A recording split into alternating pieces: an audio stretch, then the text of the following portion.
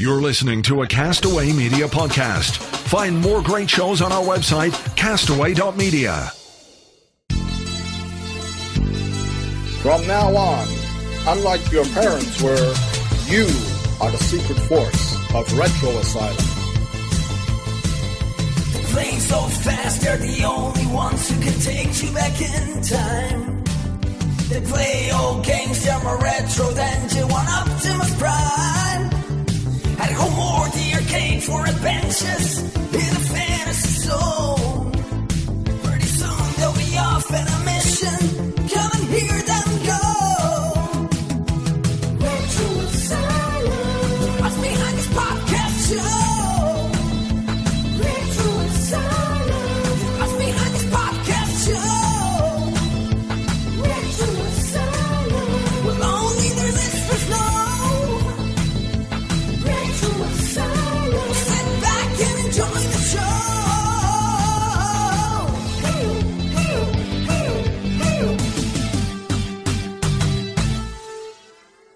Hello and welcome back to the UK's #1 retro gaming podcast show. This is Retro Asylum. My name's Dean Swain. My name's Paul Davis. And this is episode 124, which includes the second part of your superb interview, Paul. Well, you haven't heard it yet. Hopefully it's superb. I know it's superb. We've got you doing the interview, mate. Of course it's superb. Oh, yeah. The second part of the Lorne Lanning interview. It was too big for one episode. We couldn't fit so much cool stuff from a total dude on one episode. So, yeah. Yeah, it wouldn't be way too long. Yeah, coming up in the after Dean and my ramble at the beginning will be the second half of the Lorne Lanning episode. Everyone's been really positive for the feedback that we've had, so it's really cool. And there's loads of really interesting stuff, and it's unashamedly not all of it's retro. But it's just interesting to get an idea behind the curtain, I think, on sort of people who've made games and who are still really influential and interesting to listen to. Yeah, he's quite a guy. Listening to the first part, he doesn't hold back, does he? Really? No, he's a top man. You know, he was really kind to give us the amount of time that he did. He didn't have to, but I think he just said he was really enjoying it. So good, that's what we like to hear.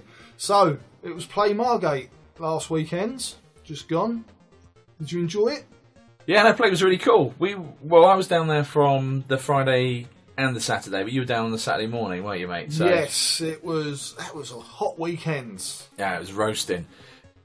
Being indoors at a retro event on one of the hottest weekends of the year is maybe not the wisest of choices, but it was really good. And actually, the Friday that we were down there, it was quite quiet. So there was a good opportunity to get on loads of the machines, and it was fairly relaxed. You weren't really hanging around and waiting, which was great. Yeah. It was a bit busier on the Saturday. Well, I'm assuming it was a bit busier than the Friday, because I wasn't actually there on the Friday. It still wasn't, the busiest retro thing that I've been to, that's for sure. But, yeah, it was a nice, relaxed mood to it. I think it's never going to be as big as like Manchester, which is obviously a really big event for them, and I think it was good that they had something down in the south of the country, because I think the replay events generally there's always been they've always been up north. Really. Yeah, so it was good, and it was the first year they've done it as well. So hopefully they've learnt a lot from it. But it was good fun. We're never going to complain about being able to get on anything really quickly. The opposite is where we've been to events before, and you have to wait around, especially in the arcades, where you're waiting around forever trying to get on sort of Kung Fu Master, or you'd be getting like a Chase HQ, wouldn't you? I would, yeah. Sadly, that wasn't there. There wasn't many driving games, was there? No. Hang On was there, and Daytona was there. I did have a go on Hunchback, the old classic speech. Classic, yes. Used to play that on the ZX Spectrum when it was released by Ocean. I think that was the first time I've actually played the arcade version. Yeah, it's really cool, isn't it? I was getting into that, yeah. It's one of those things where when it... let's be honest, jumping off a platform, that was a bit shonky, because you're not quite actually on the platform when you're jumping on it. No. But when you do die, it's totally your fault for just being an idiot and not paying attention to the guy sticking the spikes up, or the arrows, or the barrels being rolled at I was impressed by the sound effects of the wind while the rope's swinging. So, I actually fired that up on the main cab yesterday. You've been sitting there to get a better score? No, I'm still rubbish at it. But yeah, I'm going to put some practice in on that. I always found that Hunchback was better when you played it with two people because you were competing with each other. Yeah, but the you can get. it sounds awesome in it. The graphics are really nice and chunky. Music. It's a proper old school game, isn't it? It's just so easy to get into, but very addictive. Yeah, and the Spectrum version was great. I think I played the Spectrum version before I played the arcade machine, but I played it years ago back in the day in the arcades. But it was good to see that there. I think it probably had about sort of 20, 25 arcade machines. There are quite a lot of pins there, which is always popular. I think people always appreciate being able to sit there playing pinball tables. But the arcade machine, standard fare. They had the guy doing the Pac-Man record, who I understand he actually did it. He managed to do it. He was doing freehand Pac-Man challenge, yeah, he did it. But he's not someone you sort of have a conversation with because he's generally just there with his camera. Filming stuff. But, no, congratulations. Obviously, what he does is for charity as well. So that's all for charity, not off. It is. He stands there in his little roped-off area, all weekend. I mean, it's incredible the dedication that he puts into doing that. Because he does appear at every event we go to. Yeah, he tours around all of them. I don't know what his name is, but well done. Well done with a Pac-Man bloke. Everyone knows Pac-Man bloke at replay events. But yeah, that's good. They had all the systems there. You know, my son came down with me on the Friday. Yeah. And suffice to say, loads of the kids were just playing Minecraft for all the time, so doing Hunger Games and creative. But when he was in there, I just kind of sauntered off, played on all the consoles that were there. But it was a really good event. It was great. Terrible phone signal in Margate. You never get a mobile phone signal in there. So I managed to do a Periscope.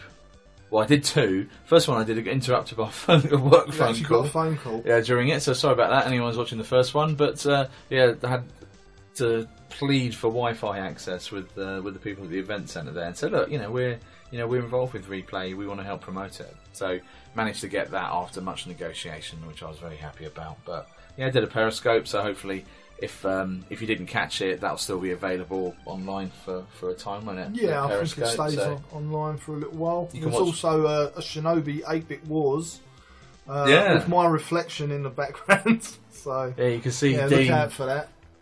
Just a little window into the magic that goes on in Retro Asylum. Yeah, and if you do want to catch any stuff like that, do make sure that you are subscribed to us on Twitter. It is Retro Asylum and the number 1. It is. And if you did see the Periscope, you'd have seen me playing that terrible tennis game on the CDI. Oh, which I had a go of while we were there. Yeah, well, the only reason I asked Swaney to do it was just that I could feel somewhat vindicated by the fact that the game is just terrible. Yeah. It doesn't even have any... It has no virtual tennis, is it? No. Well, we had to go and clear our palette. Yeah. and go off and play virtual tennis afterwards, which I'm still rubbish at, but that is a great game. Oh man, I think it's probably one of the best sports games ever. It's just brilliant. Mechanics beautiful on it. Yeah, it does flow. Yeah. It's like a modern Pong, really. Yeah, I did batter you. You did, yes. I didn't hold. I wasn't. There's no holding back. Because I know we're talking to someone with a lot of experience and a good gameplay. I don't want you playing possum on me. I just had to. But after playing that CDI game, we definitely had to jump on that. That was awful. So if anyone ever went out and bought that, what was it called? Can you remember the name of it? It was like World Tour Tennis or something. Yeah, if you ever bought that back in the day, I feel for you. Yeah, it is awful. The only slightly redeeming feature of the terrible, cheesy bits of video with the player introductions. Yeah. Dean clicked the button, didn't even get to see those. I didn't want to watch them. But yeah, they're really sort of, because they're not real players, they're just kind of just actors. Probably the programmers. Oh, it's awful. It was really bad. But anyway, there you go. If you saw the Periscope, you'd have seen how ill-fated that was. So did you pick up any bargains while you were there? No, not really. Obviously, we had the Retro Hunter. Ali the Retro Hunter was his debut as a retro seller. So it was nice to see Ali there. There were a couple of things that I'd already asked him to buy for me that we'd been speaking about. So just a couple of Saturn games, a couple of Game Boy Advance games, and it was good to see. He was really busy. I think the one really good thing about Ali is how he set things up is that he wants to make sure that everything that he sells is reasonably priced. Yeah. And I think it showed there were a couple of other traders there. While I was there, traders were buying off of him to sell stuff on. So that goes to show, he's definitely selling stuff cheaper than the majority of the other traders. Yeah, and check out, I don't know if his website's gone live yet, I think it's going to be retrohunter.com. Yeah, I don't think it's live just yet. No, do keep an eye on it. On Twitter, he's the Retro Hunter? The Retro Hunter, yeah, we'll give him a shout out once that store goes live. Yeah, but check out Ali's stuff, because he's got some fantastic bits and pieces and things that as you say, there were other traders queuing up to buy stuff from him. So it says everything about the stuff that he's got out there. So no, definitely check Ali's stuff out, and good luck to him with that venture. I think he's going to do really well. Yeah, I actually picked up 2 Atari games while I was there. They were £3 each on a different stall. I managed to pick up Robot Tank, which is like a Battlezone clone on the 2600, and The Empire Strikes Back, which I've always wanted to play. I've never actually played it. It's pretty much like Defender. Yeah, it's got really nice audio.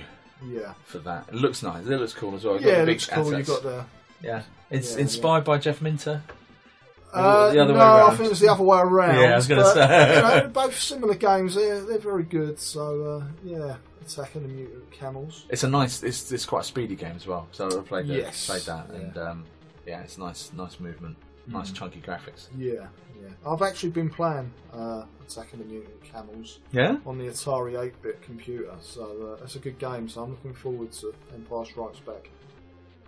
So, mate, if everyone's been keeping track on Twitter and seeing what you've been up to, you've come across Dean's rediscovered his teenage years. Yes. Go on, mate. Tell us guys about it. It's more my childhood. Okay, this is what happened. I got a phone call from my parents. They're looking to move later on in the year, and they've started to clear out their loft. So I got a phone call saying, look, we've got a load of boxes here with your stuff. Do you mind coming to collect them pretty sharpish, because they're taking up a lot of room in the house? So I had a feeling, well, I knew exactly what it was, but I'd forgotten just how much stuff. Box. No, not that box. No. That all got burnt. Incinerated. No. That was never had you down as a brony, mate. No, there you go. Not me.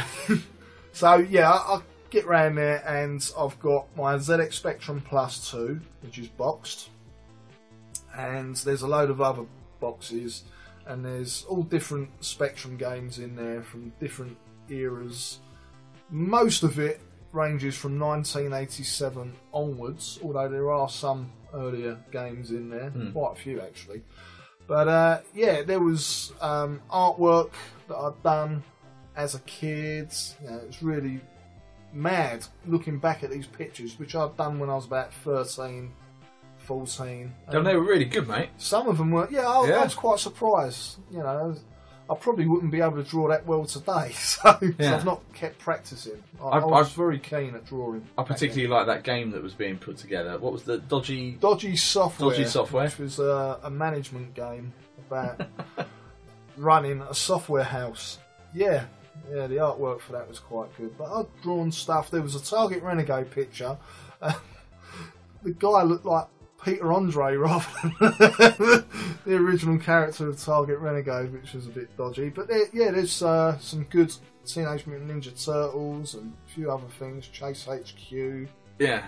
I was quite impressed with it. But yeah, going back to the games. Yeah, loads of big box stuff. Lots of big box stuff. Like I say, ranging from 1987. Around 1989, I think most publishers introduced these boxes. They're not massive. They were for the Atari ST and Amiga market mainly. Yeah. And instead of producing all different size boxes and cases, most companies just produced the same size and had a label on it saying Spectrum or whatever. So got those, and Christ, there's got to be a good 40 games in boxes, and they're all really good condition. Yeah, they're pristine. The dual case ones, which is the case that's it could take 2 tapes. I hated those cases. They used to crack very easily. Yeah, they used to remind me of Dreamcast cases. They explode at the you merest have to look breath at them and they break. So I've got a lot of those. I'm not sure what I'm going to do with them yet. I really don't know what to do. And there was a few games where I've got the boxes and the tapes are missing. Right. Not many of them, but one of them was Renegade 3, which I can understand why that tape would be missing. Fling. Just fling it out the window. Yeah, rubbish. But there was other stuff like Shadow Dancer, Enduro Racer, which I know I had the tapes to, and I would not have chucked them out. So I'm hoping that they're still up in the loft, because the loft hasn't been cleared completely. Yeah, you're going back for round 2? Yeah, I do nice. think that my Space Galaxy Invaders 1000 is still up there, and a few other bits. So yeah, there might be more to come. Watch this space, more photos, and I saw that stack of Transformers stuff that you had in yes, there as well, there's loads of Transformer toys. Yeah. Yeah, pretty much everything I could remember from like G1, but also there was some other stuff which was not available here, so it was there kind was of Triptychon, which was the big dinosaur that transformed into the city. Skylynx, which was the space shuttle. A few other bits. There was a G1 Megatron in there as well. He was released in this country for a limited time, and that's got all the parts with it. So yeah, it's probably worth quite a bit, I should imagine. Yeah. So you got to work out what I can't. You got to keep those specky games, mate. Because I've got boxes and boxes upstairs. I'm as guilty as anyone. I've got boxes and boxes of them up there, but I couldn't get rid of them. There's just something that I can't. I really don't know what to do with them. I really don't. I might keep them, I might not. It is fun going through the cases, and you've got the instructions in there. It does bring back a lot of memories. Half the fun's finding the notes when you used to write stuff in and keep on a bit of paper. What I also Minder was one of those that had got one. Do you know, I looked for Minder back in the day, and Yeah. I have not got it, because I'm a huge fan of Minder, and God bless George Cole. Yes. Recently died, bless him. But I was after that game for a long time. But looking through most of my games, I didn't used to write on the instructions. You know, you used to get notes. Yeah, I used to have a separate bit. I have a separate bit of paper. That was what I'd be all about. So a bit of graph paper was normally the only thing I did nick find out my school books. I've got to admit, I did copy the odd game back then, and I used to Dean. do my own art and put them in a cassette holder. Yeah. A bit like my own inlay. And some of those are shockingly bad, but it's great. Such a time warp for me. It really was my childhood in about 5 boxes.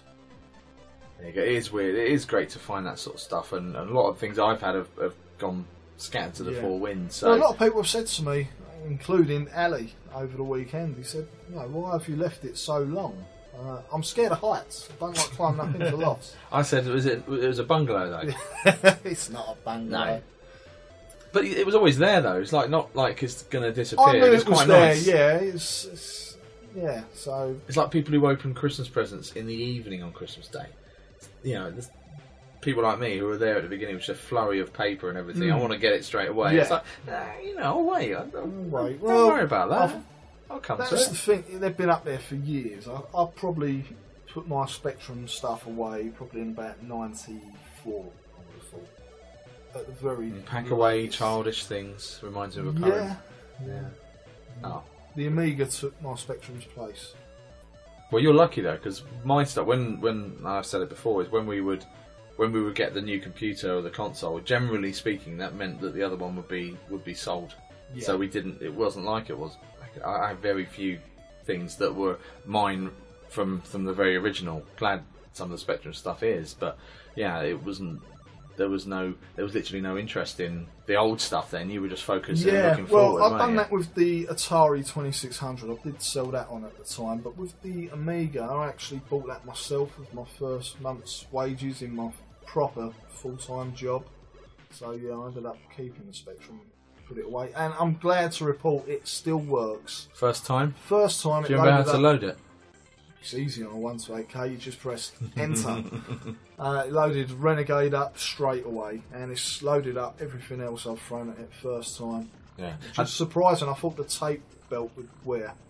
It's been up there 20 odd years, so still going strong. Yeah, amazing. The photos are on your Twitter timeline, though, so everyone wants to have yes, a look and on I that. think most of them were redone on the Retro Asylum account anyway.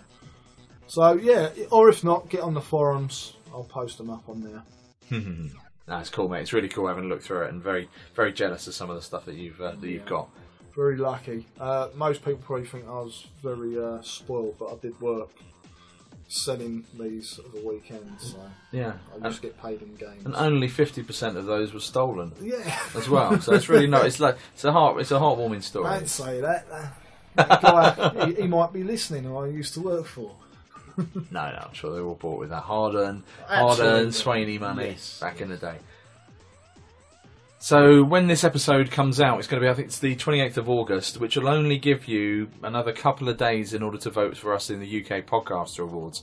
I know that we've mentioned it in the previous episode, and we've obviously been full of it on our Facebook page and Twitter, but if you haven't voted already, we would ask you to take a few minutes to cast your vote.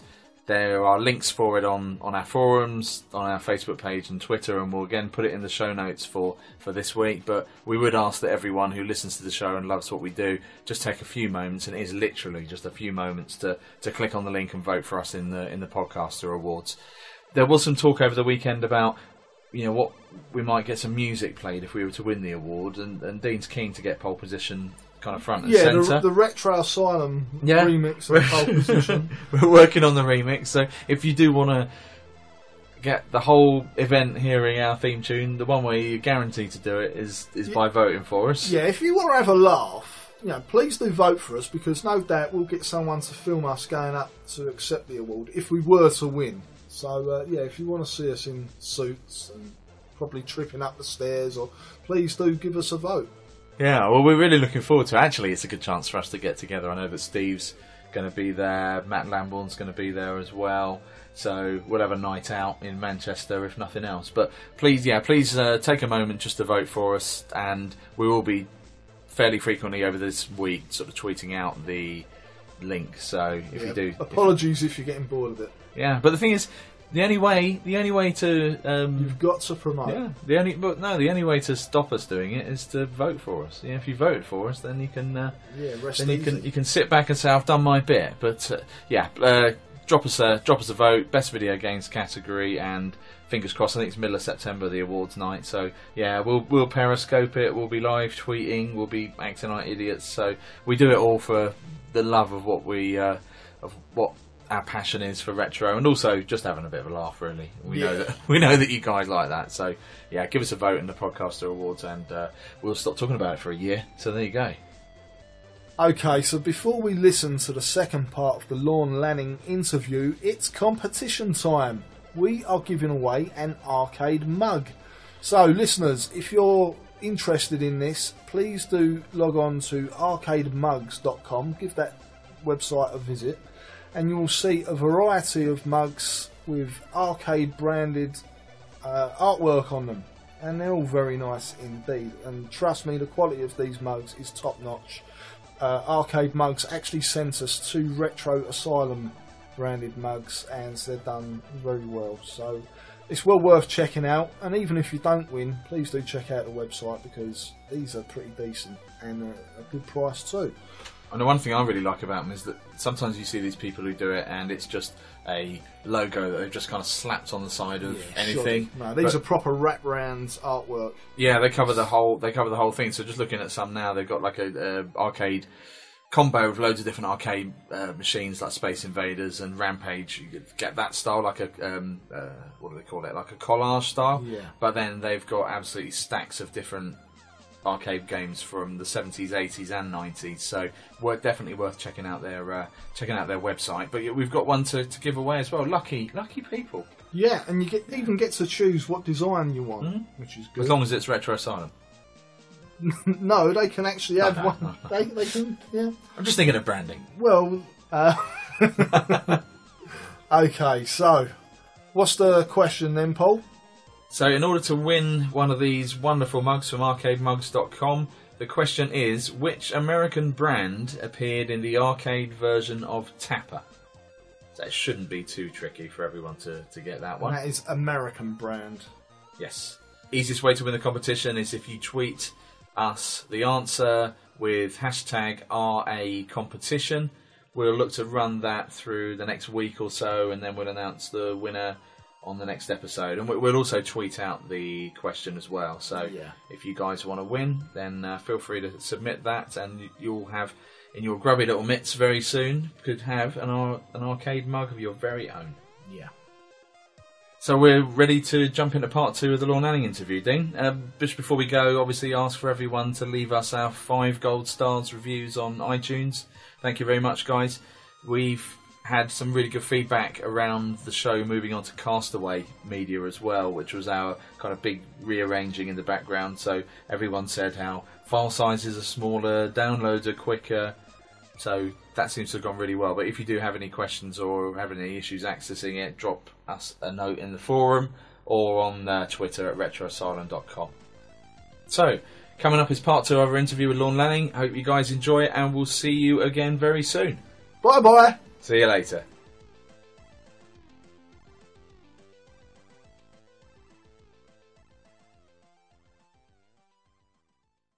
Is Scott hand branded on Moon's odd face? This hero may free the Mojacan grace. With skin of blue and spirit guides too. Only he can save our bones from brew. But shall he fall to block and yoke? Mojacan nation be doomed to croak.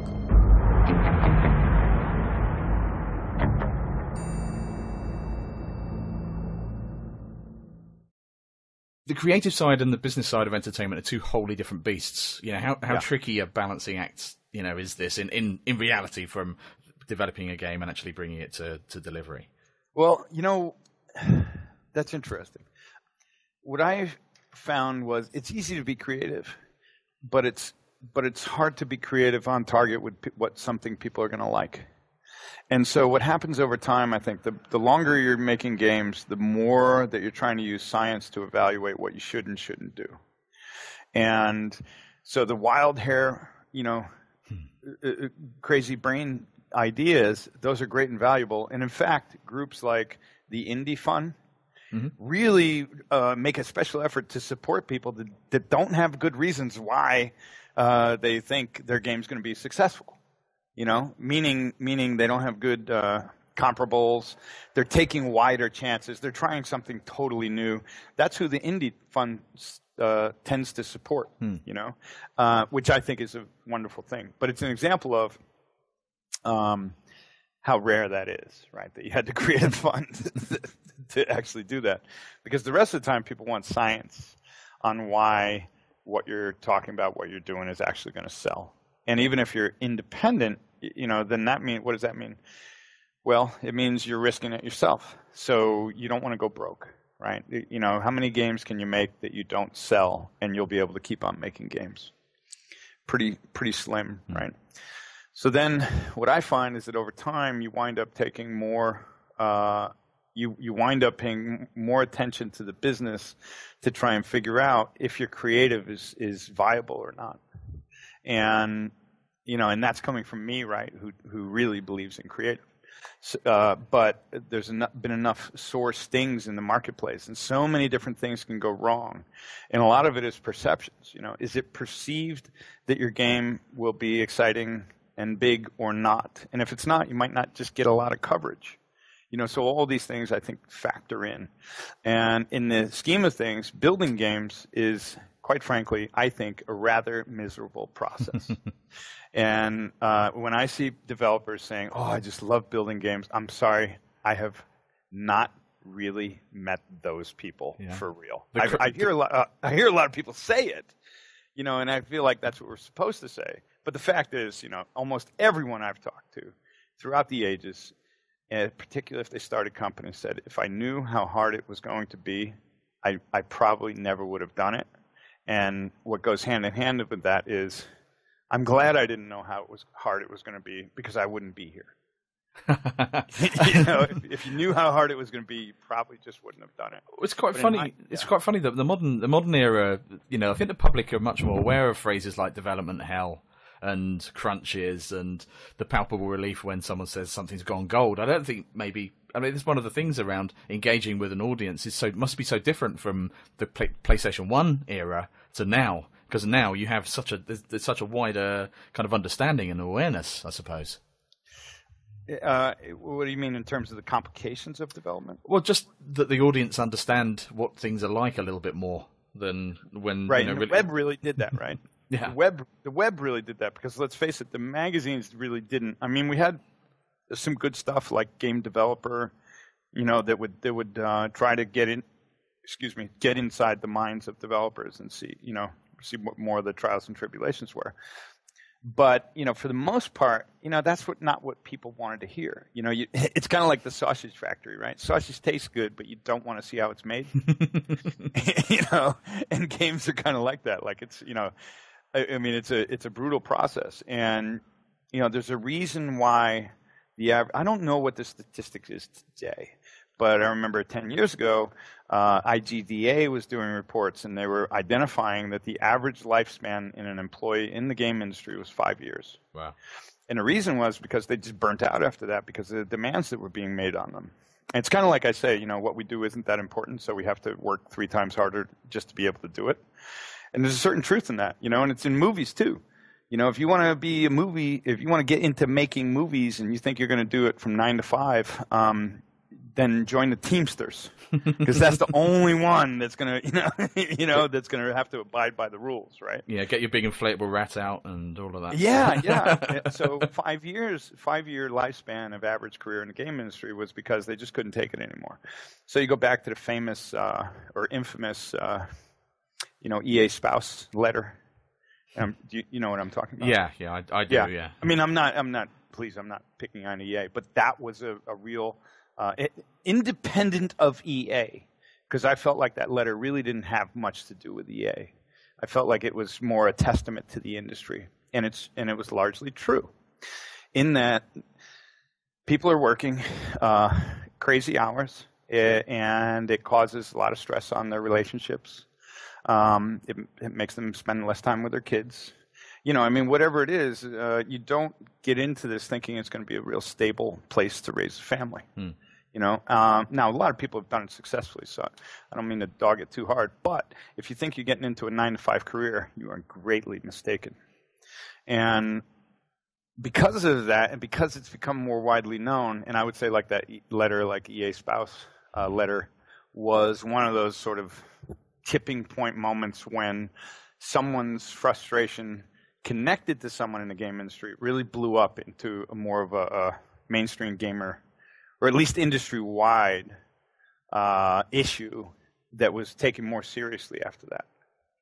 And before then, the fact is game developers don't work harder than visual effects people. They don't work necessarily harder than people on a set in Canada. I was just talking this weekend to the producer of, I was just with him on Friday night, to the producer of Star Wars, the new Star Wars movie.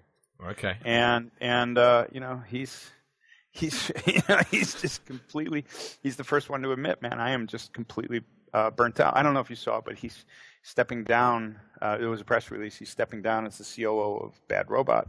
This is Brian Burke. Oh, okay. And the reason is he's just fried, So a great guy, amazing talent at the absolute top of his game. Probably arguably one of the absolute biggest and most hit, prolific producers in Hollywood, both television and film. But he's got to have a life, right? And so, as it would say, girlfriend, healthy, peace of mind. I can be working on the next movie in another country for X amount of months, and wow, it's just, I'm not getting any younger, and it's really hard. And if you're going to succeed at things like that, like that individual has, there's, I think there's no cutting short what he did in his career path to get there. And I don't know how people would, who would aspire to maybe have a similar career like I did and not work equally as hard. I just don't know how that would happen. I used to have people tell me, they'd say, employees at times would say, well, my dad told me it's about working smart, not hard. And I'd say, in what industry was your dad in? Right? And then it'd come back, some business that didn't have every kid in the planet wanting to work in it. You know what I mean? Yeah, yeah. And every kid in the planet today wants to be in games. And the way you know this is you can go talk to any arts college, and they will tell you how their film enrollment is dropping and game enrollment is skyrocketing. Mm-hmm. Right? So people who used to go to school for film, a lot of them now are going to school for games. Even though a lot of the institutions offer absolute garbage for curriculum, but they'll gladly take your $40,000, $50,000, $60,000 to get your degree from that school, right? So all these people want to get into games, which means every job in the game industry, there's 1,000 people that want it that aren't getting it at minimum. Like, just think of it that way. Yeah, that's how competitive it is, and if you want to be there, that's what it's going to take. I think it's kind of sad that that's the world we live in. There, you really have to work that hard to stay in the game and excel. But that is what it is, and I've worked that hard. I've worked people harder than I felt is reasonable, and that was simply questions of survival. If we don't do this, we won't survive, guys. That's and in that respect, it's kind of like the Olympics. If you don't want to be winning, don't bother joining the team. Yeah. Because the team is going to practice so hard that the people who don't really have their heart and soul fully committed to this, they're going to fall off because it's just not worth it. It's like, I don't mean to I don't mean to belittle special forces training for military by making the comparison, but like in special forces, what they're trying to do is trying to weed out the people that can't take it, right? And so if you know people who've gone through special forces training in any military of any country, it's designed to weed out the weak. And what happens in the entertainment business is, and I don't mean the weak as a physical handicap. I mean, that their heart and mind isn't fully committed to this goal where they're willing to die for it. And that's what that training is about, right? That's what Olympic training is about. That's what Special Forces training is about. It's not about just getting people prepared for a job. It's about weeding out the people who would never be able to do the job. And that's not a sort of regiment that's instituted in the game industry, but it's a condition inevitably as a result of it. Just like music, every kid wants to be a rock star. He's not going to be. What's it going to take for the ones that do? Look at Madonna's career. Look at how hard that girl worked through the years. And, regardless of what we think about her, she was committed. She always believed she was going to be as successful as she was. And if you knew people that worked with her, I knew people that made, music videos with her, things like that. And they said that was the hardest working person on that set was her. If you look at movie stars, I can tell you that people say the same thing about whether we like him or not, Tom Cruise. Yeah. They say, this guy, he shows up on the set, he's early, he's on time, he's early, he's there. We never have to call and say, where's the star? He's always there. He always knows his line. He's a consummate professional, and he works harder. He's the hardest worker on the set, which basically means he's working just as hard as the other core people on the set. You've got to lead by example. You got to hit your straps and get it done. And I had some exposure to the music industry in the early '90s and saw it firsthand. Sorry. You were a DJ? No, my brother was in production. He was signed in America. He was signed to American Recordings, so Rick Rubin's label. Oh, no way. Well, yeah. Rick, there you go. Talk about hardworking guys, right? I know. One of the most surreal times in my life, because we went over there to do some stuff, and we were doing something else, and they signed to American when we were actually in LA. We were staying in the it was the Mondrian Hotel on Sunset. Oh yeah, Mondrian, yeah, man, old haunt, sure. Yeah, well that's where we were put and got picked up to go and buy records of Rick Rubin. For me, the most surreal. Across the street over at Tower Records, huh? Well, there and down on Melrose. I had a hilarious thing where he said to me, "What's the exciting music in London at the moment?" So yeah. The guy who created Run DMC, Beastie Boys, Def Jam, him and Russell Simmons, asking me, and I went and showed him and gave him the big pile of 12-inch records. Yeah, and he bought everything, and then he was just walking out the shop and he goes, "Oh look, they've just got them on CD. I'll just buy them as well." Didn't take the 12 inches back. But so these are you're not going to stop that guy from doing research, right? No, it's insane. They live it. This is like myself, in terms of, I'm not Rick Rubin, but you can't keep me out of the bookstore that we're walking past. You can't keep me out of the comic book shop once a week. You can't keep me from asking the kids, just like he did with you, as a younger person who's from a different culture. He wants your opinion, that you're not in the business that deeply. Your opinion's more interesting, right? Because everyone in the businesses has jaded opinions, but the kid on the street doesn't. So you ask that kid on the street. I walk into GameStops all over the place. They don't know who I am. I don't say. Not that they'd care. Some might. But I just ask them, what's hot? What are you waiting for? Why do you like that game that's hot right now? What do you like about it? Which system did you buy? Why? Xbox or PS4. On and on. I want to know from the guys working in the store. I don't want them to know who I am. I don't want them to feel like they need to be smart. You know what I mean? Like that they need to be impressive. I just want an honest opinion. And the best people, that's, in my opinion, the real trendsetters. That's who they're looking at. They're always looking at not the experts. We're looking at that too, inevitably. But we're looking at a kid on the street. What does a kid on the street think? And you can see when you're dealing with people that are really hardcore passionate about their craft and art form, they're doing that too because they want to learn. It's all about learning. And anyone who thinks they've got it all wrapped up and knows everything, well, then I guess you're looking at Kanye West. Right? I guess not that anyone does, and I wouldn't presuppose it. But they're not going to blow any smoke, are they? Exactly. If you wonder if he's a musical genius, just ask him. Yeah. But the point of all that being is the people that really have it in them, it's hard to stop them because whether they're getting paid or not, they're probably going to do it. This is something I learned in the art world. And it's funny because we were just talking about this the other day, but dealers and agents and galleries, what are they looking for in artists? Well, of course, we want good art, right? Of course, we want something they think they can sell. But what is that core thing that they're looking for? They want to know that you're going to be making art whether you get paid for it or not.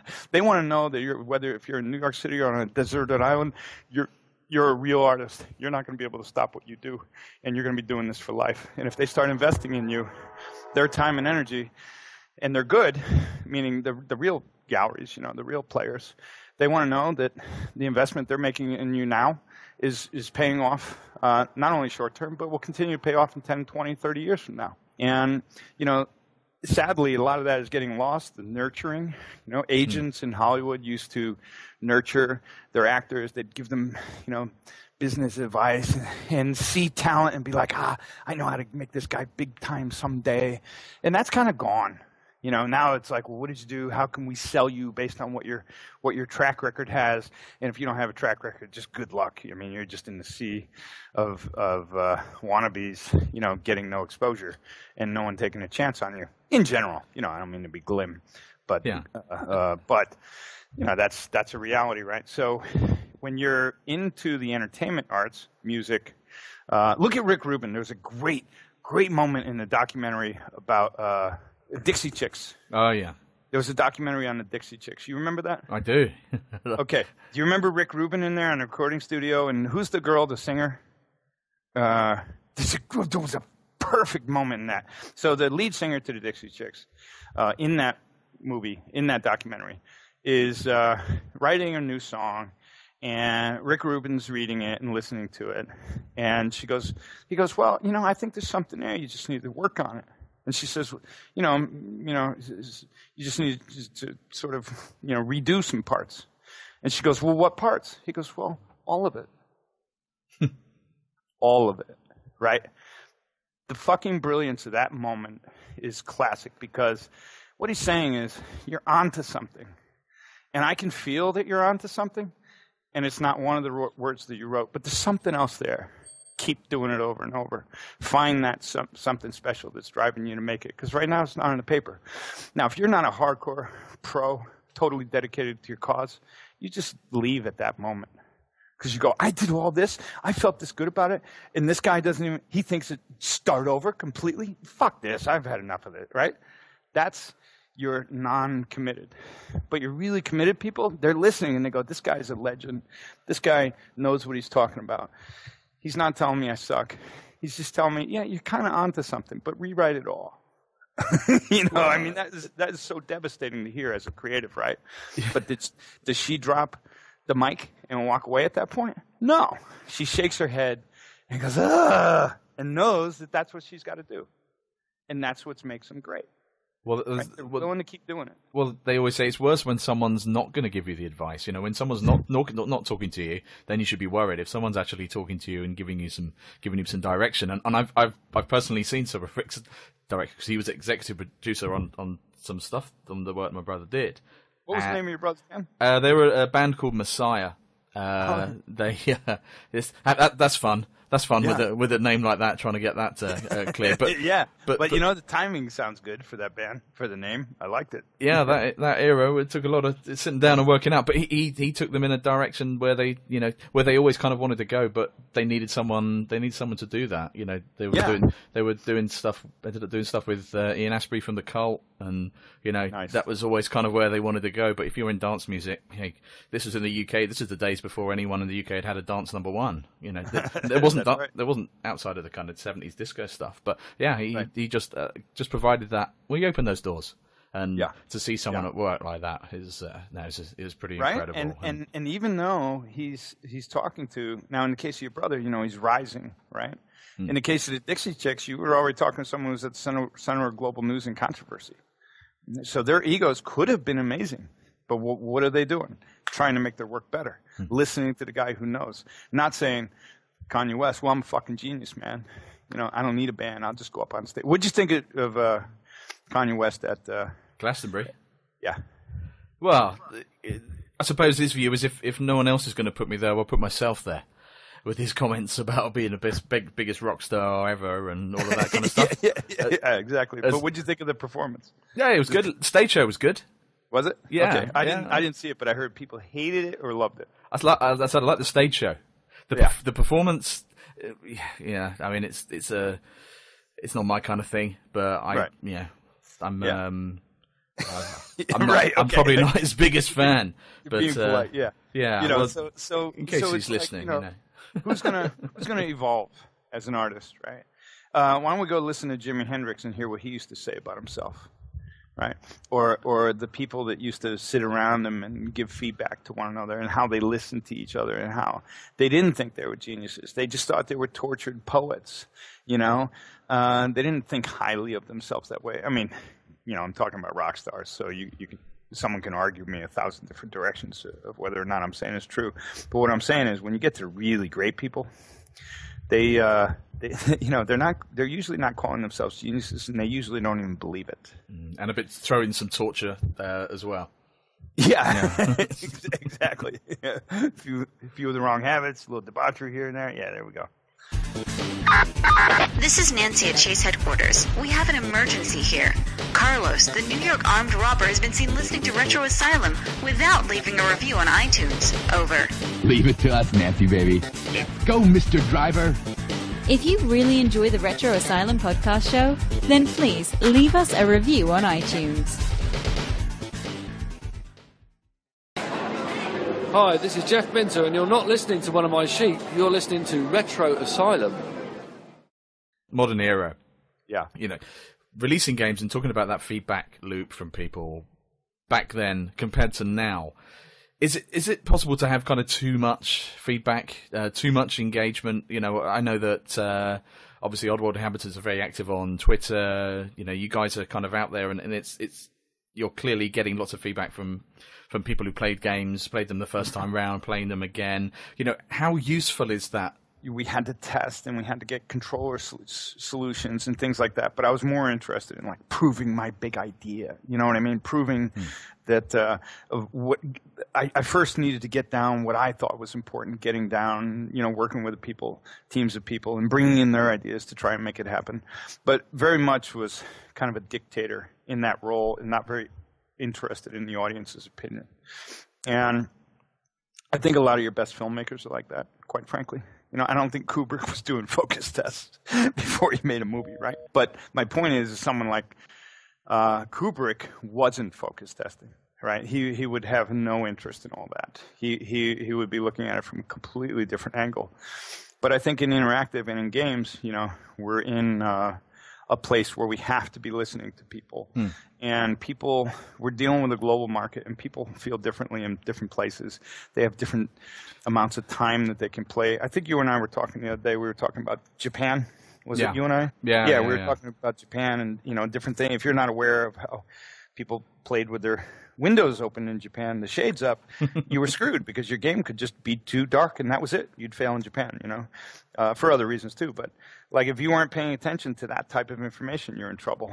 And so games is particular about feedback from audience because it's not like they just sit there passively and watch for 2 hours. They're actually engaging it interactively constantly. And so when we today look out, we go, well, what do people want? And this was what actually led to New and Tasty. Because I didn't believe remaking Abe's Odyssey. I mean, that idea never would have occurred to me. So what drove New and Tasty? It never would have occurred to me to say we should make a remake. But at the same time, we were in a puzzling condition, which is we didn't want to get money for titles, and we needed to start doing more stuff if we're going to have the brand's going to have some life. And but if even Abe's Odyssey costs more than $3 million. So in a world now where people are expecting indie games to ship, for a few 100,000, what can we do that would give the Oddworld brand justice, that would make fans happy for not a AAA budget?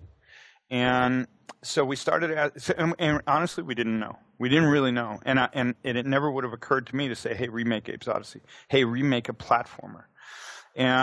But what happened was we started polling the audience because people were asking me, at different companies and stuff, what are you going to do? And Jaw was asking, what if we did this next? What if we did that next? And I said, well, why don't we just start polling the audience? Why don't we use Facebook and Twitter and our website, and let's start asking them what they think. And so we started giving them options. We said, hey, if we could build one of these next kind of games, what kind of game would you want us to see? And one of the weirdest things was that people came back and said, we want that Abe side-scrolling. And I was like, what? And then it was like, why? Because you got to understand, when we did that, the side-scrolling, that was a result of limitations. I mean, there's so many things about the design of Abe's Odyssey. And I was talking to a guy, Paul O'Connor, not that long ago, right after we released New and Tasty. And he was, he gets the title as the lead level designer on it and co-writing it with me. And Paul said, I can't believe you're remaking this game because it was all built on limitations of the day. And as true as that was, still, people liked that style of game, particularly our fan base. And so we started asking why. And what it came back with, as we were able to filter through why, I think part of it was they don't want to be in a world where they're looking around and, like the being enamored with 3D had worn off on the audience. And so just another game that they go run around in a 3D world, blah, blah, blah. It required them to do things like look around and not just stay focused on exactly the action at hand or what you're supposed to deal with. And what I deduced in trying to analyze the feedback was that by not having to steer your character through a world and just having that side-to-side basic motion allowed them to stay focused on the beautiful backgrounds. It felt more directed as an experience for them, rather than a free roaming, 3D environment. They were able to sort of have a mental framework of the space differently because of the way they were looking at it, rather than have to recall exactly what it's shaped like in 3 dimensions. To know, like, wait a minute, where's that little nook and cranny I went down? They could tell every time they looked at the same area, it looked exactly the same. It wasn't like, oh, I was 10 feet to the left looking in the other direction. I just missed it. Those things went away or I should say, those were problems that emerged with 3D gaming. And there became this appetite that was telling us, we want more of that classic style 2D play. And I think, of course, and I think we talked about it before, that was, mobile really helped that come back, that style, be a viable gameplay style again.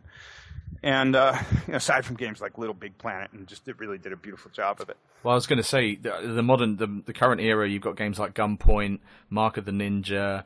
There's all of these side-scrolling, like Risk of Rain. All of these games. Thomas Was Alone. These games that just involve a left to right.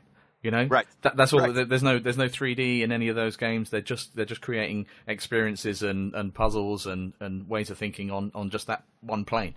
Exactly. And so it seemed like there was a return to recognizing the simple beauty of that play pattern. And I had always appealed to it, and meaning attracted to it, and that's one of the reasons we built it that way. But so the audience is telling us more of that style, and we were like, Jesus, it was a shock. To me, it was a shock that that's what they were asking for. And so we polled, and then very specifically got back overwhelming numbers saying, that was kind of what they asked for. And at the same time, I don't remember exactly the questions we polled the audience with, but one of them was, if we were to make these games, if we could make these different games, which one would you like us to make? And remaking Abe's Odyssey was one of those options. And that got overwhelmingly the highest number of votes. And so that was just, again, a complete shock to me. And then we said, well, okay, if we did that, how might we do it? And then that brought us to the basic. Okay, let's stay true to the original script. Let's stay true to the original design. And let's bring the tech and effects and the things that we can, as much as we can, up to the real 21st century standards. Yeah. And in doing that, it flew. It worked. And the key, but if we had turned it into a 3D game, it wouldn't have worked. I mean, a true 3D roving game, it wouldn't have worked, right? It looks. I mean, I've got New and Tasty. I've got it more than one. I've got on Steam and my PlayStation. So yeah, hands up here. But it does look stunning. But it lends. It's not like anything's been. Obviously, there's significant work that's gone into it, but it's not. It's not riffing on the original. It's the original had enough there. As a kind of core game to be able to say, well, this is just a upfresh, it's an HD version. It looks really pretty, but it's the same game. You're playing the same thing as you did back on your PS1. Right. And then what we did was we added abilities and fixed things so that it would work in this new continuous screen motion, all that stuff.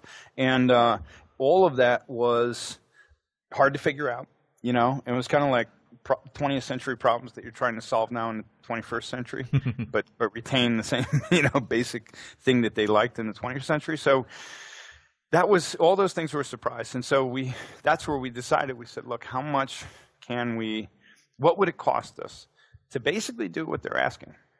And like I said, but if we weren't listening to the audience, it never would have occurred, to me at least, that's what we should do. So the audience told us that, and then we said, the guys were asking me, what should we call it? And I was like, ask the audience. They've had some pretty damn good feedback so far. And they came back, I got to say, with so many cool names for possible games. I mean, so many. I could have hired a creative firm and not gotten anywhere near close to that great of suggestions. Things that were just like, oh my God, this is a great name of a game in the future. Not sure what it is, but it's a great Oddworld name. And so, it inspired lots of stuff that still sits in the vault. Excellent. But yeah, so that was it, asking them, figuring it out. And then we figured out, well, we think we can build it for this cost. And it wound up costing 3 times more than that, which was not easy to swallow, but we figured it out. And, that's that's life, right? I suppose the biggest question, going back to something you said earlier, so you've done this, there's been, you've been surprised by it, man.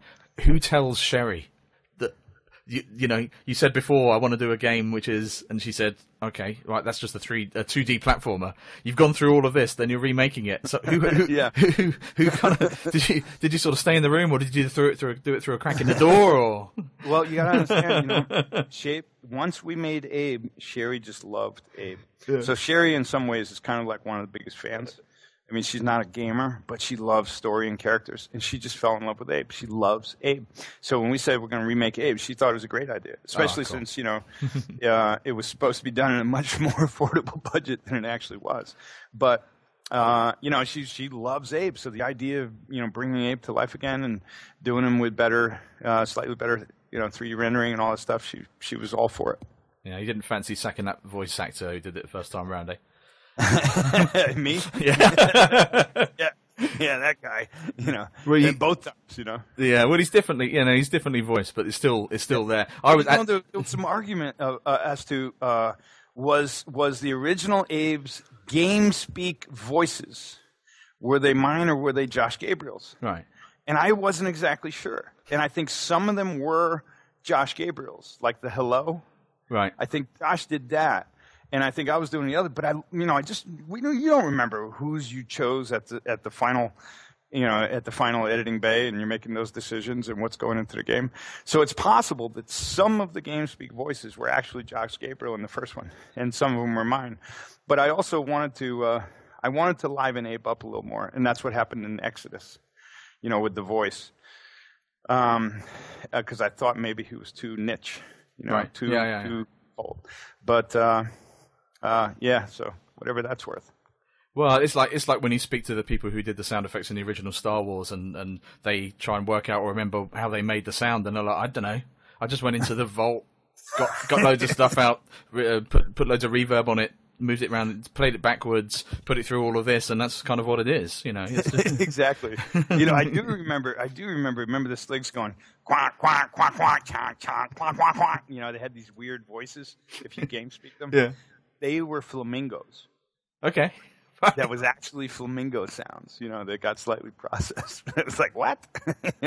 Flamingos. So, What do you know? I got this image of you chasing after flamingos with a tape recorder. Anyway, I'm sure you didn't have to do that. So one of the things that you said earlier, and I picked up on, and talking about the Oddworld games, I think you said 5 Oddworld games. That the quintology was the original idea. Yeah. There were 5 big pieces of a story that would form one overarching epic. Okay. And then Exodus wasn't necessarily part of that plan. Right. Okay. And then, but what happened was that, and I should say I was very naive about the game business even after the success of Abe's Odyssey. So I was thinking, we each new piece of the quintology introduces a new character, right? Going back in hindsight, don't ever do that, because what you don't realize you're doing is you're stepping away from a brand that you've installed into the audience, and now you're trying to introduce new IP, even if it still says Oddworld on it, right? So, not necessarily a wise decision, and so I wanted to have each new piece of the quintology would introduce a new character, and by the end there would be 5 characters all working together. And it was a big idea. And what happened was our publisher needed a game in 9 months. And it was basically like, keep a good relationship with a good publisher, GT Interactive at the time, or don't comply. And who knows where you end up. They're a partner. They own almost half the company. Right. So I was convinced, and Sherry convinced me. She's like, look, this is what we got to do. This is the smart thing. This is what they need. This is, we'll use the same engine. I didn't want to use the same engine. I so hated it. I felt like it wasn't an engine. I felt like it was a demo code. Right. And it was just very difficult to work with. And parts of those reasons are my own, because I kept on changing things so much, But to make Exodus, it wasn't really part of the quintology, so we called it a bonus game. And that just meant, filling in more of the story between Odysseys. And then Munch's Odyssey, we had our opportunity, but I didn't get the game to where I really wanted it before we had to ship. Right. And so we had our own trials and tribulations there. I mean, ultimately, Munch was Jekyll and Hyde. That's who Munch was always supposed to be. Munch was a little pathetic Tweety Bird type of guy with one leg and hopped around. And then because of all the drugs and stuff he had been tested on, if you were to slap him around as Abe, which you could do in the game, he was supposed to transmorph into like this big, hulking, terrifying Hulk-like thing that would, as long as he was enraged, you could use as a super weapon. And so you'd have to like abuse him a little to piss him off, and then when he got pissed off, he'd turn into that, and then you could, through controls, you could control him now as a big super, Hulk, bashing the hell out of everything. But the Hulk got cut from Munch. So Munch as a character was only wound up being half. He's half the man he used to be. Of what he was intended to be, exactly. And if there was a fault of anyone's on that, that was mine, because I still did not really grasp how much work would really be involved to do these new types of gameplay and to really merge genres. My feeling was that genres were derived out of limitations in hardware. And so the only reason why we didn't have an RPG game inside an RTS game that was also an action-adventure game was because of the limitations. You had to pick and choose. So are you going to make an RTS game or are you going to make an RPG game? And you got to make that decision because you're going to use your memory and processing power in different ways depending on which. And I was overestimating the power of the new systems. And I thought genre merging would have more viability. But the truth is that I overshot the design goal relative to budget and capabilities, our own team capabilities. Yeah. And I don't mean any disrespect to anyone on the team, but it's like you want to build a high-rise, but you got the team to build a house. You better build a house, and I was trying to build a high-rise. And so, lots of lessons there. Sorry, go on. No, I was going to say, that goes back to when you talked about Abe's Odyssey and what people were trying to do in 3D at that time. And if you if you overreach, you will kind of fall short of where you would want it to be. But there's so many reliances and constraints that are placed on it. You have to make a call. You've got to make a call at some stage, haven't you? Exactly. And but if you were myself, sometimes success is a curse too, right? Because like we were talking about rock stars before. So how many rock bands have a follow-up hit album? That's a difficult second album, yeah. Look at Boston, right? I'm thinking of Boston, remember? I do. That first album came out, man, was that not over the top? Those musicians, those songs, they changed the music industry. I'm saying that out of belief. I don't know that it actually did, but I know that as a kid in Connecticut, it was like, wow, they were bringing in orchestras to the rock band. They were amazing. The musicians were incredible. The lyrics were incredible. More Than a Feeling. It was like, wow, Boston. And then they come out with a second album that sucks. right. It doesn't fly at all. It's so many. There's so many reasons. The one thing that people always say, and it's that thing, But you put something out there, you're pulling on your whole life up until that point. All of those times where you sat on the porch somewhere writing stuff, creating stuff, honing it. You can push. If you're not careful, push everything into that one place, and then there's a lot of reasons why people, and that's why I think Oddworld is different. Because you didn't just put it all into one. There is more success. There is more ingenuity after. Stranger's Wrath. Look at that game. There's so many.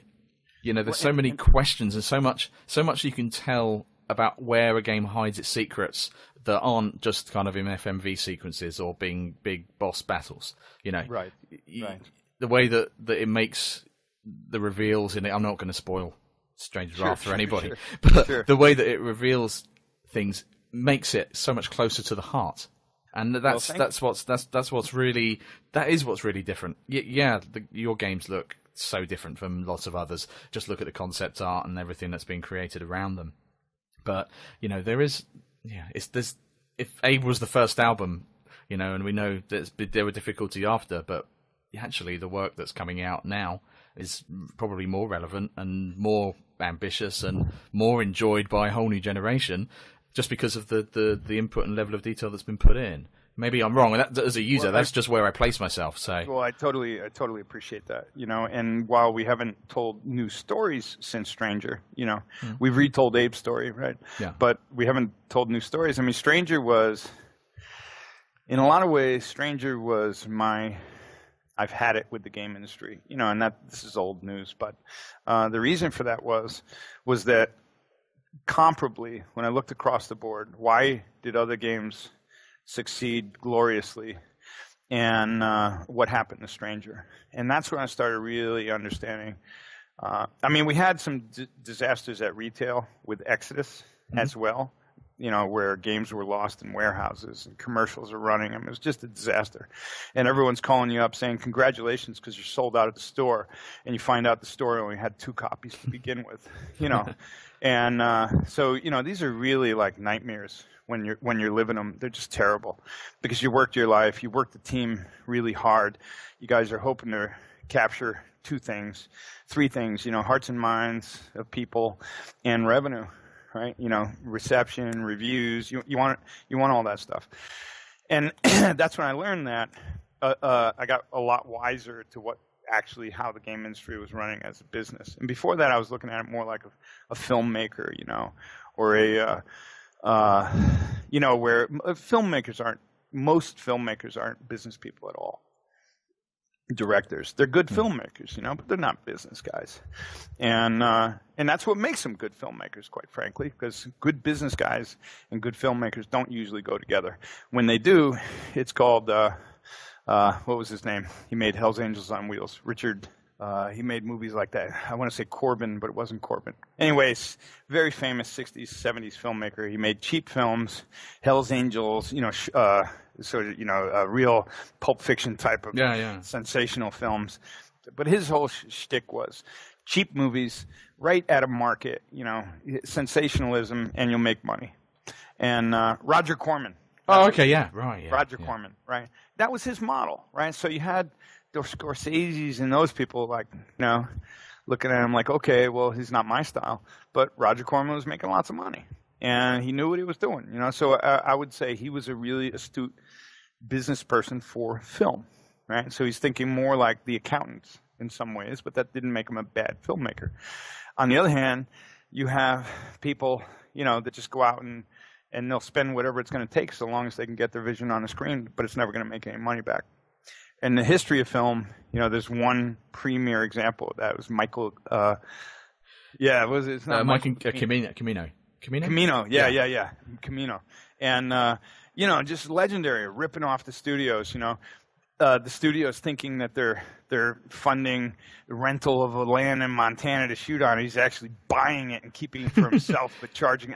Driving around in Rolls Royces all over, just robbing them blind, right? Did you hear that story about it? Because I remember being told ages ago that he didn't like quite the way that the light was hitting the set, so they had the set moved left or right by a ridiculous amount, by a couple of meters. Because he said, I'm not quite happy with how it is. I want it just there because it's going to make a hell of a lot of difference. So they lock, stock, and barrel moved the whole thing by a couple of meters. I'm capable of that. I'd be like, look, lighting's not right, man. And if the lighting's not right, our shot sucks. Yeah.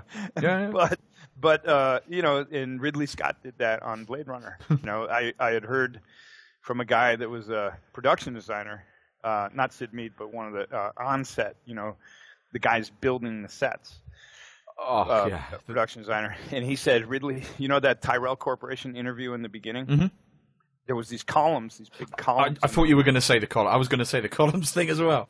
Yeah, I heard about it. Amazing. In the column, so the guy turned it upside down. He said, yeah, exactly. You heard about it, right? Yeah. Well, that guy said, when Ridley came in and said, let's turn them all upside down, he goes, I knew this production was just going to be a nightmare, and then you get into the argument, is it necessary to make great art? And that's a good argument, all I know is Blade Runner is a masterpiece, right? At least the director's cut, not the studio cut. But, Ridley Scott, is he a good business person? I don't know. But I think he'd put whatever it took to get on the film a great movie. And what happened with his most recent movie, I don't know. I guess he filmed it. He phoned it in because he couldn't have. That can't be a Ridley Scott movie. What was his recent one? Exodus. Oh, okay, yeah. About Moses. It's like there's no way. I'm watching it. I'm like, there's no way Ridley Scott directed this. There's names on it. So who knows? But my point is that some people, the artists, the more auteur artists, they're going to be less concerned about what it costs. And they're just going to be more concerned with getting their vision on the screen. How do we were coming out of Stranger's Wrath. And while I thought Stranger's Wrath held itself in the marketplace, what happened due to the business of the marketplace really tanked it. Yeah. And in terms of potential sales. And the reason it was done was very enlightening, which I've talked plenty about. But, and that's where I just decided to go indie or not at all, quite frankly.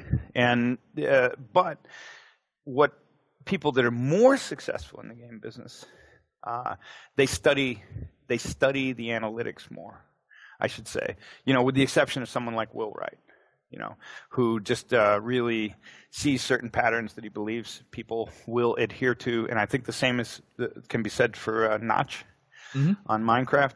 They see certain patterns they believe the audience wants to do something in more the hobbyist category. And then they build something that no one would have funded, and they hit it so far out of the park, it's a universal home run. But at the same time, those aren't story character games. Those are really understanding gameplay and hobbyist sort of tendencies and what hobby really means to game players. And when it's done right, you can't compete because you're not trying to tell a story. You're doing something completely different. You're giving them a tool set to tell their own story. I was going to say, you just give them the tools and say, go off and run wild with that. Exactly, and if you facilitate that so that they can build stores or they can share with friends, or you add the social components intelligently, then you can have some just outrageous hits. And I don't think the story games, they can't start from such small, humble beginnings and make that kind of massive splash because they're not embracing the hobby community. For lack of a better word, I'm sure some people would be annoyed that I'm calling hobbyist, right? Yeah. You're not only playing something, you're engaging a craft where what you do uniquely makes what you make shine differently from what someone else did uniquely. And our games never touched on that, right? You either saved more Mudokons or you didn't. Our games are closer to where gameplay meets the movie experience. And, I'm not saying something like Half-Life 2 doesn't, games that I think do it really beautifully was like Ico and Shadow of the Colossus, where you're really like, wow, you get into these characters, Abe's Odyssey, Stranger.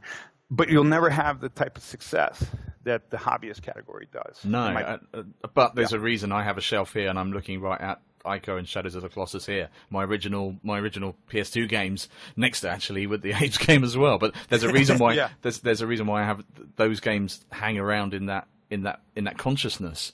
And there are, and it's I think it kind of brings us back round to, there are loads of questions as to whether games are considered legitimate art as a form. But can it ask questions? Can it give us questions about, or question ourselves about wider world issues? And I think we can say that your work and it can improve that point.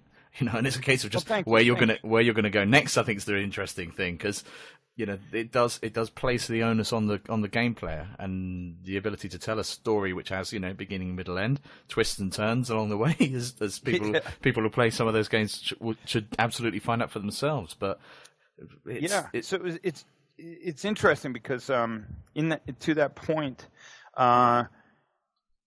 storytelling games, they're either going to be the big AAAs or they have to get more humble, right? And so we see more humble in something.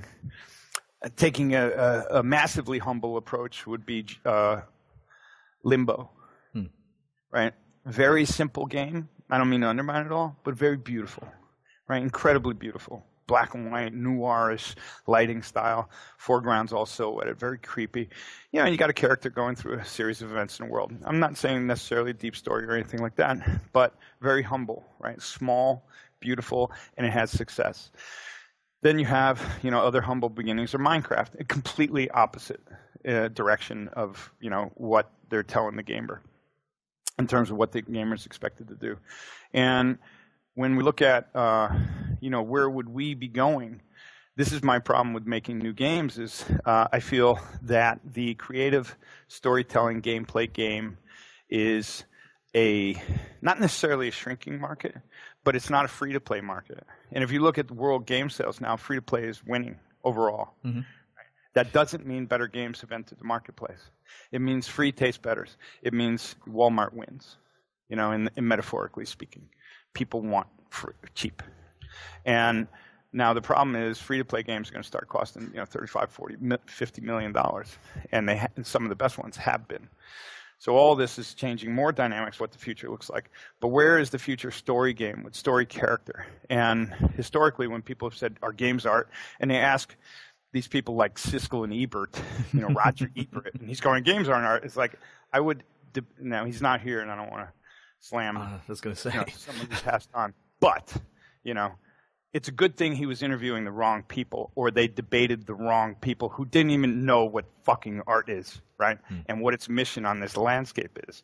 And so if you're debating people that make games that aren't, and they're going, oh, no, it's an art form. Well, of course, Roger Ebert's going to walk away looking like a genius. But the fact is, when it comes to games, he didn't know what he was talking about, right?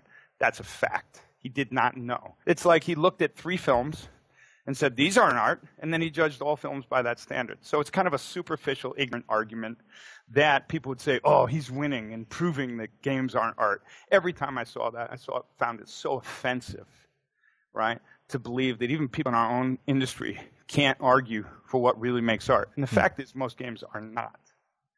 Because what is art? That's its whole thing. I believe it's the mission of art as defined by people like Alex Gray in his book, Mission of Art.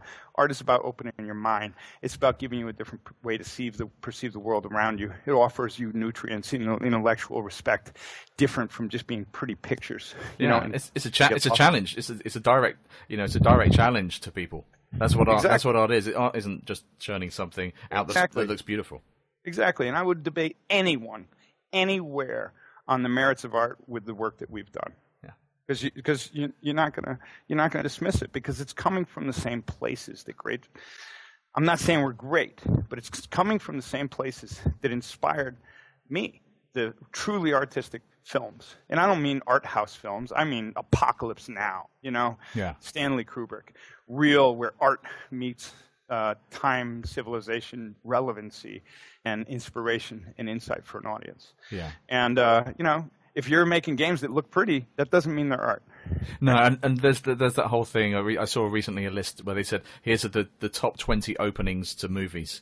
And you can tell a great movie from its opening. They listed all of those ones, from Star Wars to Apocalypse Now to Taxi Driver to even a movie like The Prestige, which is a fairly recent movie. But the opening 10-15 seconds of that film, you realize what a great opening is when the film plays itself through. But Matrix. Yeah, the opening of The Matrix is still one of the strongest I've ever seen. Yeah, it's things that give you that feeling, and you talk about, and I know we'll look to wrap up because I know you got lots of stuff on, but you talk about games like Limbo.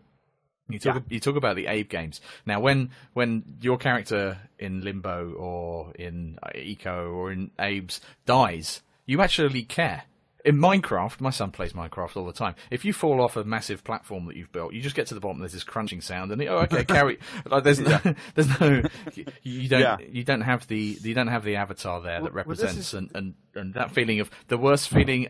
One of the worst feelings in games ever I've had is when I just pull a lever and the Mudokon just falls down the trapdoor and dies. It's like, I didn't know that it was going to do that. Sorry. Really sorry. And I feel really bad. We did some evil things like that. Yeah. Running out of ideas. Let's stick it to the gamer now. It'd be funny. Yeah. So some people get pissed and other people are laughing. But in order to make a character that you care about, that means you really have to do things to invest the viewer, the user, the gamer emotionally. And we do that by, connecting empathy or connecting identity and somehow relevancy to our cause. Now, in the Minecraft character, the character is a vehicle to build worlds. The character doesn't have a personality, or we could say it does, but not really. I don't mean to split hairs, but the fact is, it's not its purpose, and so the creator didn't set out to do that. It set out to make that character a tool by which you could make things with, and you could be expressive, and they did that phenomenally well, right? Yeah. And that you could share with other people, and so like in The Sims, the characters they don't have a uniquely identifiable character. Now, people would start customizing them and build entire homes that felt like Britney Spears' place, with every outfit she ever wore. And that then becomes an expression of the user. But even so, even if you're emotionally connected to a character, it still doesn't really make it art. Right, that's the truth in my mind. Yeah, I mean, I was emotionally connected to the guy in Little Computer People back in the day. Maybe it's just a thing about me. I cared too much. If I didn't. Well, didn't they wave to you when you left? Didn't they go goodbye? Yeah, they got very upset. I didn't feed the dog, or I didn't want to play cards with him, or scratch him in the back of his head. You know, those are things that were inspiring me. I was like, whoa, look at that! If that little moment, you know, I remember in Settlers, the original Settlers, they did that the way they said goodbye. You know, you got really sad.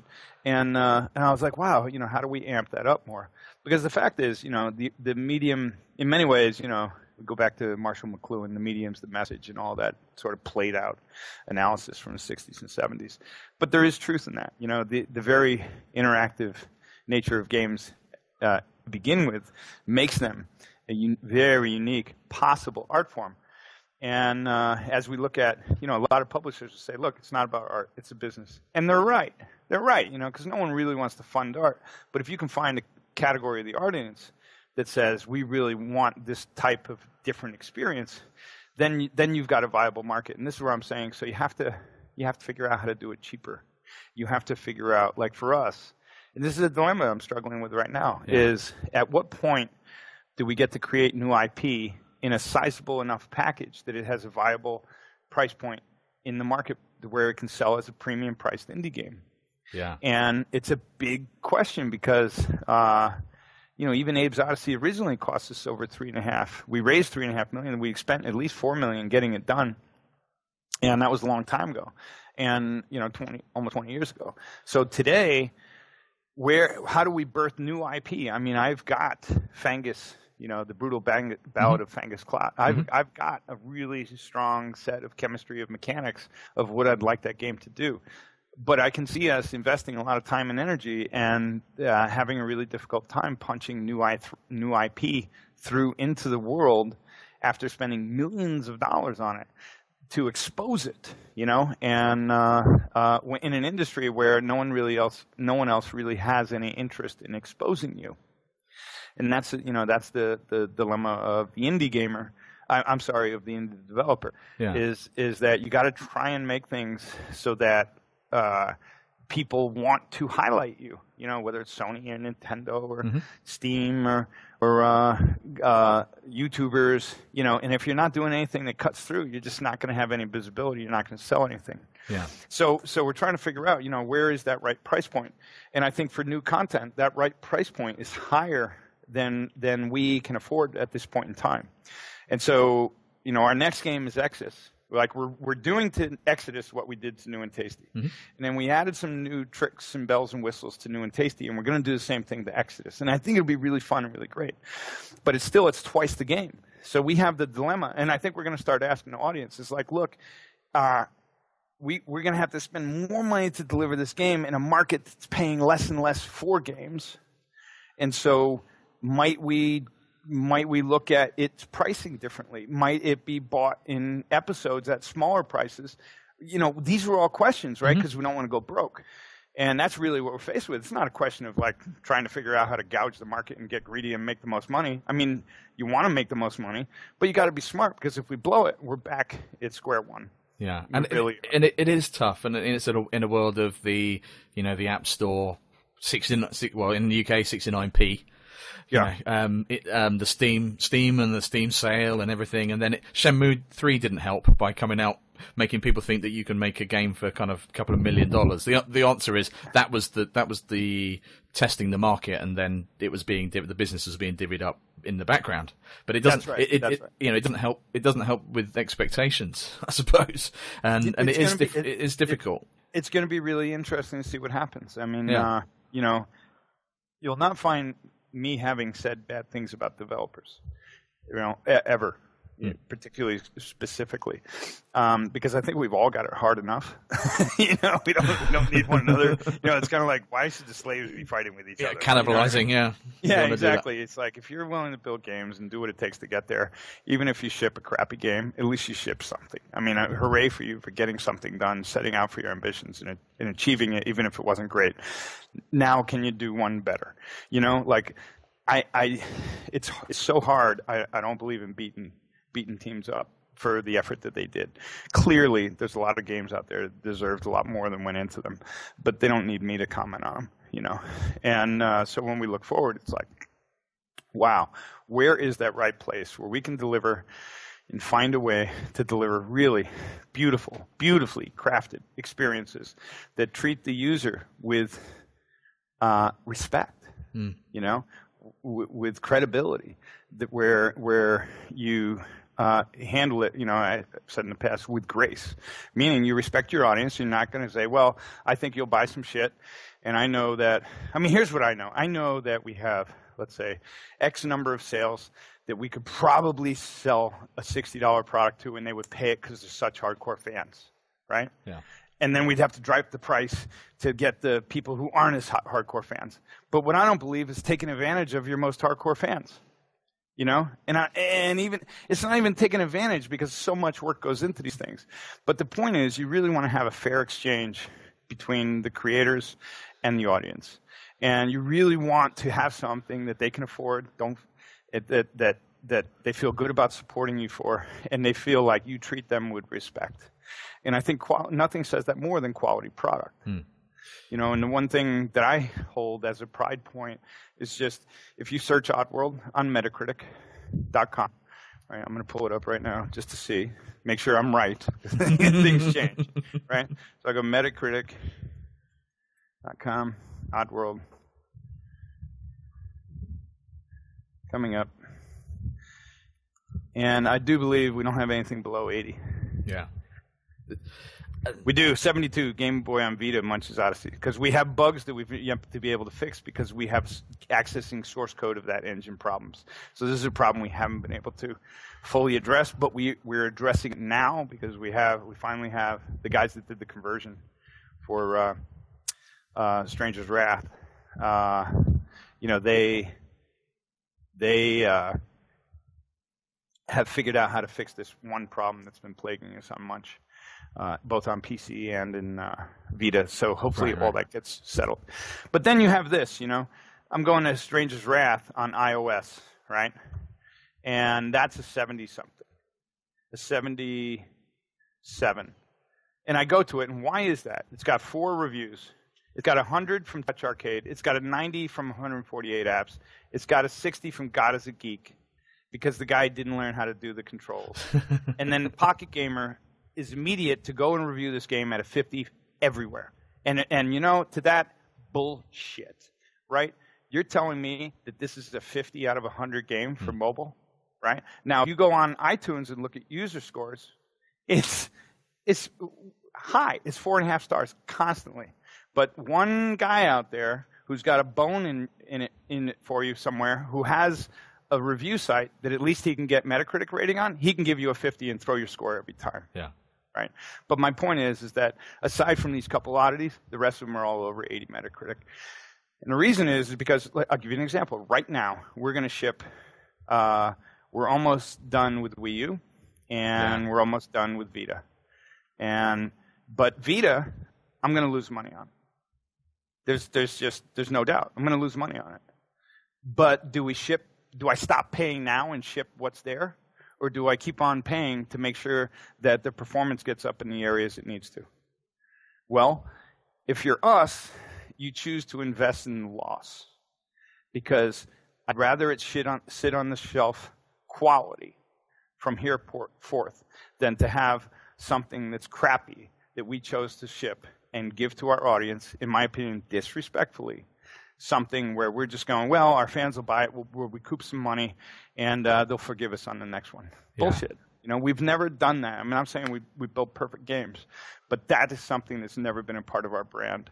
And I think you and I were talking about this last time, Pixar, right? Mm-hmm. They chose to redo Toy Story 2 and from the ground up, and it was only their second movie because they realized it was all going to be about the quality of their brand. And if they shipped that shitty one, and apparently, you know, it wasn't working very good. I hadn't seen it. But if they shipped the poor version, they never would have had the most successful film company in history, which is what they had today, you know, and what they sold to Disney. So, you know, different people equate it in different ways. If you were a business guy from Stanford, you wouldn't make the decision from the Ivy League, you probably would be smart enough not to make the decision that we make today, But I can, and I come at it from a couple avenues of faith, which is on the digital landscape.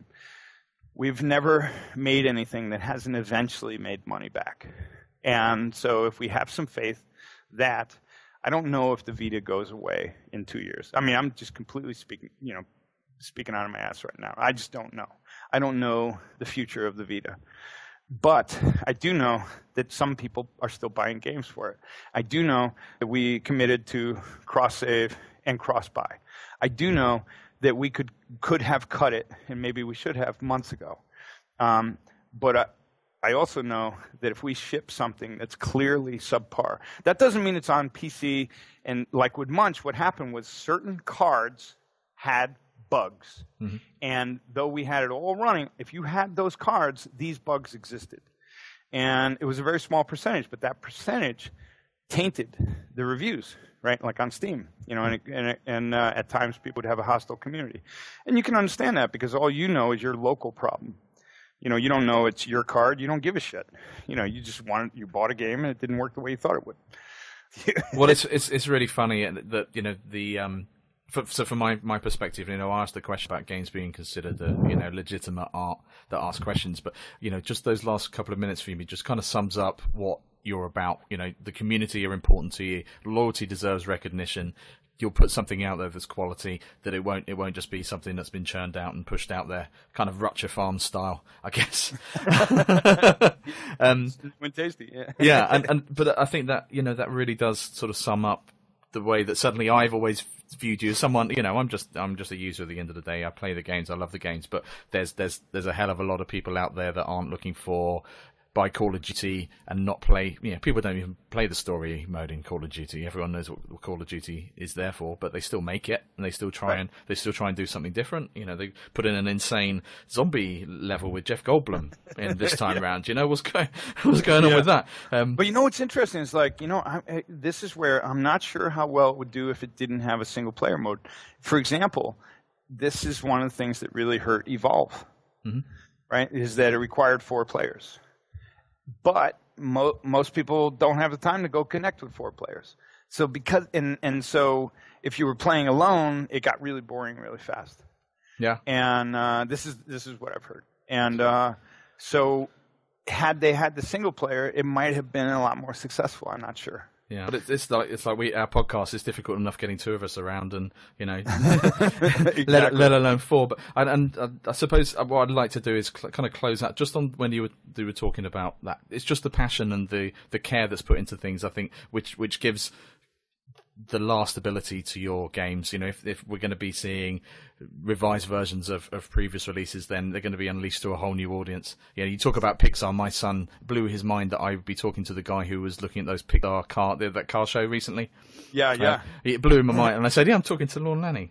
And he's like, "Okay," yeah. But now he's sitting there talking to me about wanting the Oddworld on the Wii U because he loves the Wii U. He loves the off-screen stuff. And well, we'll have to get your code.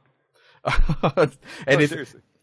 He's a kid who he's someone who has something in him that is really sort of plugged into that Pixar stuff. He tells me the secret things about the code number that appears in every Pixar movie because it was the classroom that everyone went to. He's sitting there telling me this stuff. He watches the background stuff about Pixar as much as the movies because he's trying to learn things about. He tells me that John Lasseter's secret room.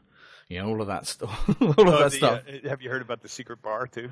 I've not heard about. No, it's just that he just said about the secret room and one of I think they call it the secret speakeasy. Oh, okay, yeah. There's a bar, kind of prohibition style. Nice. Yeah, and it's really cool. And if you're a guest there, they'll actually give you like these this little box in it, and I forget the name of it, but it has little shot glasses in it from the secret speakeasy that's like behind this fake bookcase. Anyway, wow. Pixar is really sort of I think one of the great testimonies to culture that they created, where they really respected the craft and the people. And knowing Ed Catmull personally, I heard him talk about, and it would always inspire me. He would talk about culture and morale and these things as a science. And he put forth questions early, which is how does art become a team sport? Which is just a beautiful question to ask in the first place. Yeah. How does art become a team sport? And people at Pixar, when you go through there, they really personalize different areas, in amazing ways that the culture was proud of. I hope that tradition continues with Disney. I think it'll continue as long as, my personal opinion is, I think it'll continue as long as John Lasseter, Albie Ray Smith, and Ed Catmull are still deeply involved. Yeah, they drive it. Yeah, but they've earned their take, and if they want to go live in the islands of Hawaii full time, which half of them are doing now, it's their right. But that culture can't sustain because now it's part of Disney. And I'm not saying Disney's bad, but Disney has a whole different agenda, and it's also one of the top 5 media news companies in the world, meaning it's a massive conglomerate. So there's no way that a pristine culture can be wholly acquired and after the founders leave remain sort of intact. I think one of the best example I can think of in the game business where I saw that happen was Naughty Dog, where I've actually asked Jason Rubin this personally, like how did the handoff go between Naughty Dog and Sony? How did you sell the company? How early were you talking about? What were the things involved? And they were very smart. Jason and Andy Gavin were very smart about how they were looking at the kind of culture that they wanted to create, what was important to them, and they would be the first one to tell you, we're not making art, this is a business, right? They were always very clear with that with everyone they hired. They were very clear about that, installing that as a culture. They were able to, even after selling the company to Sony, they were able to retain their autonomy, and they were smart enough to nurture leaders inside the company that they themselves would be able to leave the company, in the company controls to.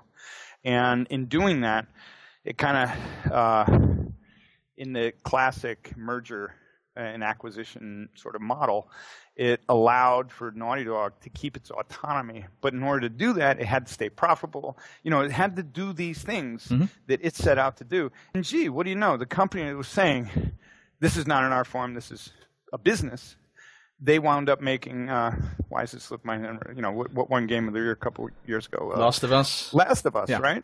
Then that comes out of Naughty Dog, which is, serious, really amazing, crafted experience, artistic experience. I mean, that's valid. Yeah. That's a valid artistic experience. I mean, hey, I bought Way of the Warrior, though, so I played that back in the day, so that was maybe not the most creative artistic experience, but... They were thinking like these guys, they wanted to make money, they wanted to build a business. But at the same time, they were smart enough in how they did it that it was able to go through, point being, it was able to go through an acquisition, stay within the interests of the acquirer, and yet keep its autonomy. And, BioWare... I don't have as much insight into, but obviously they're still doing well. But it's rare. It's a rare thing to see that happen. Usually the culture is crushed. Yeah, and it'd be interesting to see how it plays out. And it's quite funny. I really enjoy being able to talk to you here because essentially my questions aren't the things that are the interesting stuff. It's where you take, it's where you take stuff. We've not stuck on a path here, and what you've told us about and your thoughts. I think sum up the way that you've approached things from day one, and as a gamer, and I think our listeners and people outside the retro gaming community, because Your Honor is the most modern game that's been made on a retro gaming show. So Abe's Odyssey is the newest game that we've ever spoken about. So we're breaking new ground here. I don't hold great stock in classic gaming starting and stopping at a system. I think it's of a time within an industry that is so young. We just don't realize how young it is. And I think with Iwata's recent passing when he was like 55, you realize, my God, these are this industry has been going for such a short time, and to have people like yourself in it, and I'm not blowing smoke, but it's always good to know that there are things that are in really safe hands. And and I'm really looking forward to seeing where you go. These games are being remastered. I still play the original PlayStation ones, but hey, that's me. Yeah, my son plays the modern games or the old retro games on modern consoles, and the fact that he's got a chance to do that and really is a case of more power to your elbow. I had a big question about, is games legitimate art? From what you've taken us through and the time that you've given us and your work and your canon prove absolutely that what you create is something which is different. It leaves a legitimate mark on gamers and gaming, and we're just really looking forward to see where you can take things next. So I just wanted to thank you so much for giving us such a broad church here. That's my pleasure. And like I said, the next one's Exodus. We're in the planning stages of it, and quite frankly, the way we're looking at it is we're going to need that double install base of PlayStation 4 that'll be out there. It's almost out there now, because we're going to need to sell that many more, so that we can not just make an Exodus, but we can actually make something new, which is going to take a bigger investment. And so hopefully, it all works out. Brilliant. Bob, Lorne, many thanks for your time, and thanks for coming on the Retro Asylum. Hey, it's always my pleasure, Paul. Thanks for having me.